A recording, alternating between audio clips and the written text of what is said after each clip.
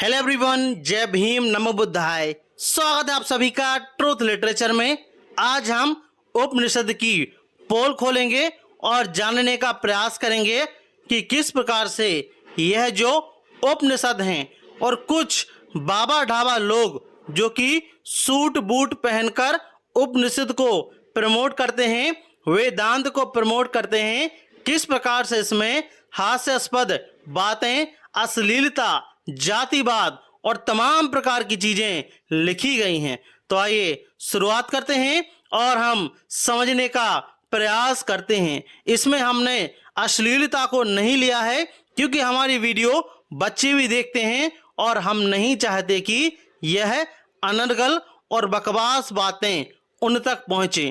तो हम सिर्फ अंधविश्वास और जातिवाद और अवैज्ञानिक चीजों पर ही फोकस करते हैं। इस वीडियो को आपको स्किप नहीं करना है यदि आप सच में चाहते हैं कि यह सच्चाई आपको पता चले। तो जब हम अंधविश्वास की बात करते हैं, ब्रह्म विद्या के भंडारकर उपनिषद अंधविश्वासों और वहमों का बहुत नियोजित ढंग से प्रचार करते प्रतीत होते हैं।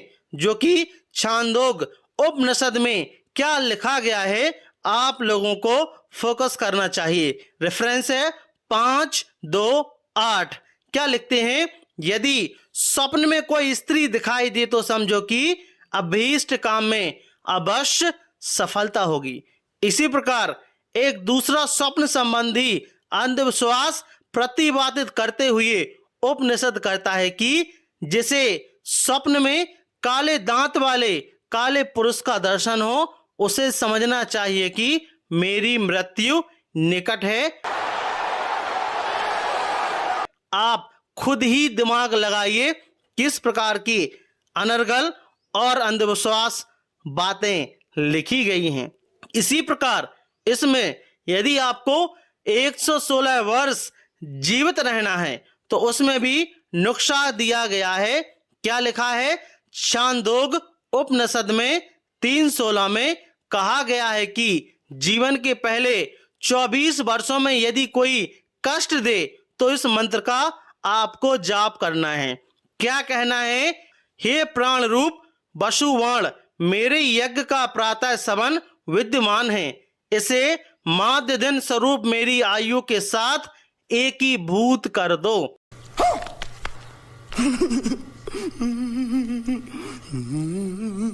तो यदि आपको 116 वर्ष जीवित रहना है और 24 वर्ष के हैं तो आप इस मंत्र को पढ़िए, आपके कष्ट दूर हो जाएंगे। आप लोग खुद दिमाग लगाइए कि यदि ऐसा संभव है, आपको क्यों डॉक्टर की जरूरत है, क्यों आपको हॉस्पिटल्स की जरूरत है। इस प्रकार जब करने से वह कष्ट मुक्त हो जाएगा, निरोग हो जाएगा। मनुष्य जीवन के अगले 44 वर्ष मानो यज्ञ के माध्याधीन सवन है। अतः यज्ञकर्ता को इस आयु में यदि कोई कष्ट पहुंचाए तो उसे कहना चाहिए, हे प्राण रूप रुद्रगण, मेरे इस माध्याधीन सवन को तृतीय सवन के साथ एकीभूत कर दो। यज्ञ स्वरूप मैं प्राण रुद्रों के मध्य में कभी विच्छिन्न अर्थात नष्ट ना हो जाऊं।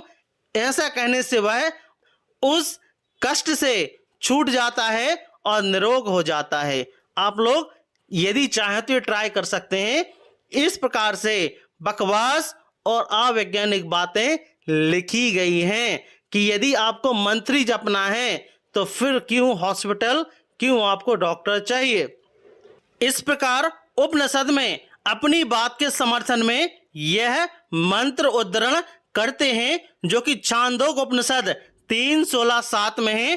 क्या बोलता है यह कि इस प्रसिद्ध विद्या को जानने वाले ऐतरेय महिदास ने कहा था, अरे ये रोग तू मुझे कष्ट क्यों देता है, मैं इस रोग द्वारा मृत्यु को प्राप्त नहीं हो सकता। वह 116 वर्ष जीवित रहा। जो इस प्रकार जानता है कि वह 116 वर्ष जीवित रहता है। मैं पागल हूं। इस प्रकार से पागलपन वाली बातें लिखी गई हैं। इसी प्रकार छांदोग उपनिषद 3:16-7 में भी इसी प्रकार से लिखा है कि ऐसे ही निश्चय वाला दूसरा कोई पुरुष जो इस पूर्वोक्त यज्ञ संपादन को जानता है 116 वर्ष जीवित रहता है। आप लोग खुद बताइए किस प्रकार से पागलपन वाली और अवैज्ञानिक बातें लिखी गई हैं कि यदि आपको 116 वर्ष जीवित रहना है तो इस प्रकार से आप मंत्र जप लो। इसी प्रकार इसमें अवैज्ञानिक बातें और कल्पनाएं भी की गई हैं। छांदोग उपनिषद लिखता है, जो कि आप देख सकते हैं 8:3:1 में लिखते हैं, वह ऐसे छूट गया जैसे राहु के मुख से चंद्रमा छूटता है। यह इस प्रचलित अंधविश्वास का प्रतिपादन है कि चंद्र ग्रहण के समय चंद्रमा राहु को निगल जाता है। कैसे कैसे लोग रहते हैं यार यहाँ पर। चलो तुमको पागल कुत्ते का गाड़ी उठा के ले जाएगा, बता रहे हैं हम। बृहदारण्यक उपनिषद में लिखा है कि अश्वमेघ करने वालों में मिलने वाले लोक का परिणाम सूर्य के रथ की 32 दिनों की यात्रा, पृथ्वी 64 की और सागर 128 की। जहां स्वर्ग और पृथ्वी दो परतों की भांति मिलते हैं, वहां छुरे की धार अथवा मक्खी के पंख जितना स्थान खाली है। वहां से होकर अश्वमेघ यज्ञ करने वालों के लिए निश्चित स्थान पहुंच जाता है। यही स्वर्ग है। तेरा बाप यहाँ छोड़कर गया था कि तेरी माँ?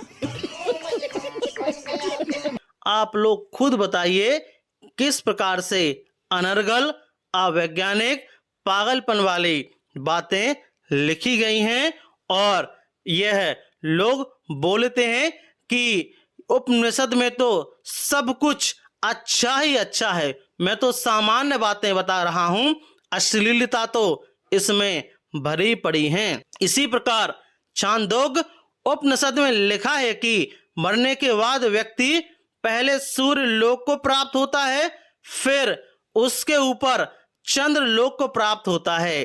अर्थात व्यक्ति उन महीनों में संवत्सर को, संवत्सर से सूर्य को, सूर्य लोक के ऊपर चंद्र लोक को जाता है, चंद्र लोक से विद्युत लोक को प्राप्त होता है। वहां से दिव्य पुरुष उसे ब्रह्म के पास ले जाता है।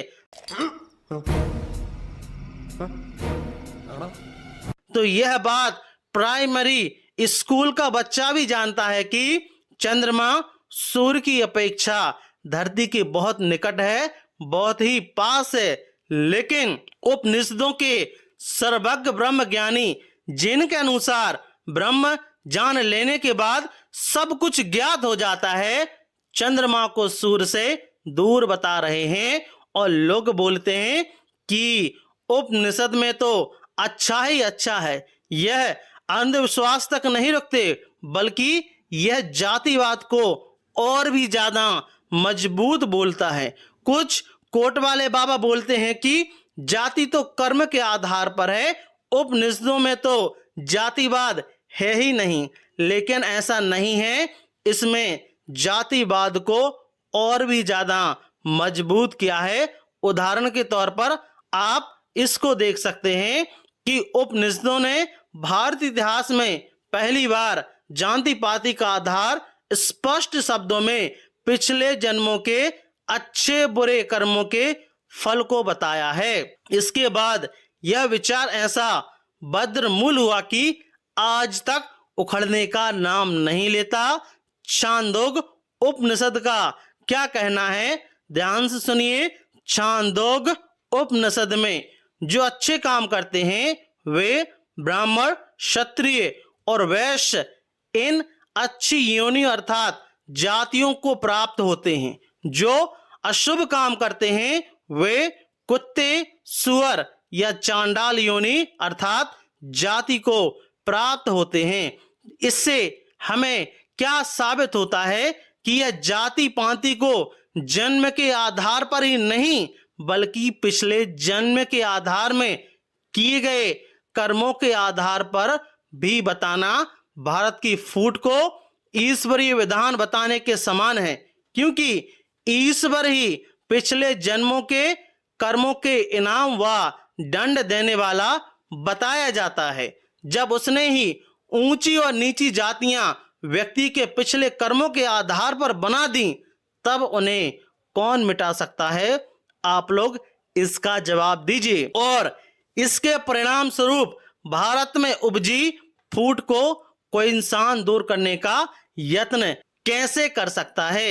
एक तरफ ब्रह्म ज्ञान की यह लोग बातें करते हैं कि सब में एक ही आत्मा है, कि संसार अज्ञान के कारण प्रतीत होता है, वैसे तो सब ब्रह्म ही हैं और ब्रह्म सत्य और जगत मिथ्या है।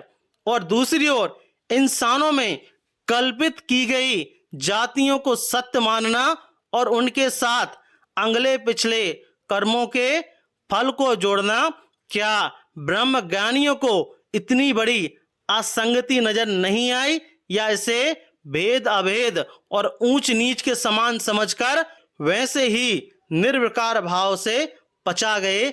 यह तो सवाल पैदा होता है कि ऐसा लगता है कि ब्रह्म ज्ञान की ऊंची ऊंची और अस्पष्ट बातें करते हुए भी तथा कथित ब्रह्म ज्ञानी इस मिथ्या जगत की ऊंच नीच और स्वार्थ सिद्धि को हमेशा ध्यान में रखते थे, और ऐसा यह लोग करते थे। तो आप लोगों को समझ में आ गया होगा इसमें किस प्रकार से जातिवाद को मजबूत करते हैं, अवैज्ञानिक बातें हमें देखने को मिलते हैं और बोलते हैं लोग कि इसमें तो सब कुछ अच्छा ही है, लेकिन ऐसा नहीं है। मैंने इस वीडियो में यह जो सच्चाई खोली है वह केवल 1% है। यदि हम चाहें तो इसमें बहुत सारी वीडियोस बना सकते हैं और इनकी चड्डी भी उतर जाएगी, इस प्रकार से इनकी हालात हो जाएंगे।